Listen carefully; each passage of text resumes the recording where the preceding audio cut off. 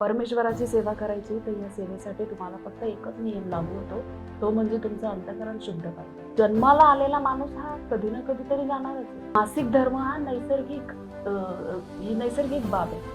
निसर्गाचं काळचक्र या गोष्टीमुळे अविरतपणे सुरू आहे. पाळी येणं म्हणजे ह्याच्यात वाईट काय, चुकीचं असं काय, जे निर्माण आहे ते भगवंताकडनंच आलं. जर ती कथा तुम्हाला माहित पडली, तुम्ही जर मुळापर्यंत गेलात तर भोळ्या शंकरापासून ही गोष्ट आलेली. मग याला आपण विटाळ कसं काय म्हणू शकतो? आपण या आधुनिक युगात वावरत असताना बाकीच्या गोष्टींमध्ये तुम्ही एवढं फॉरवर्ड होता. आज रात्रीच्या 12-12 आणि 1 वाजता तुमची मुलं कुठे आहेत तुम्हाला माहिती नाही. 11वीतली 9वी-10वीतली मुलगी तुमची 2-2 दिवस घरी येते, रात्री कुठे जाते, कुठून येते तुम्हाला माहिती नाही. आणि मग पाळी आलेल्याच्याच गोष्टीचं एवढं तुम्हाला तो इतका मोठा चर्चेचा विषय करून ठेवतात. महाराज हे एक म्हणजे महाराजांबद्दल काय बोलावं, ही एक शक्ती आहे.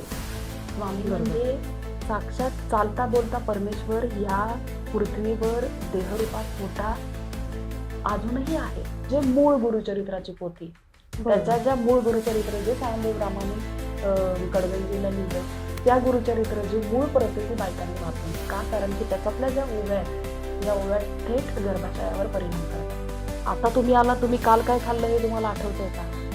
हे नाही आठवणार आहे. आपल्याला मागच्या जन्मात आपण काय केलं आपल्याला माहिती नाही. ह्या जन्मात जीवन जगत असताना आपल्या आयुष्यात आपल्याला जे त्रास होतात, हे त्रासाचं मूळ कारण आपण स्वतः, आपलेच कर्म आपल्याला त्रास देतात. तुम्ही तुमच्या आयुष्यात बघाल, तुमच्या सहवासात असणारा एक व्यक्ती तुम्ही असं सांगा की जो बोलतो की नाही मला कसलाच त्रास नाही, शोधूनही तुम्हाला सापडू शकणार नाही. आत्ता उपस्थित माझ्यासहित मी तुम्हाला सांगेन, शारीरिक, आर्थिक, मानसिक तिन्हीपैकी कुठल्या तरी एका त्रासात एक व्यक्ती गुंतलेला आहे आणि तो असणारच.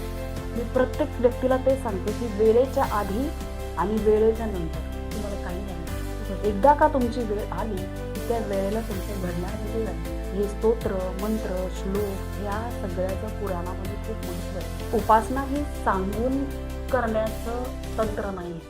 उपासना ही आतून यायला पाहिजे. परमेश्वराप्रती तो भाव उत्पन्न झाला.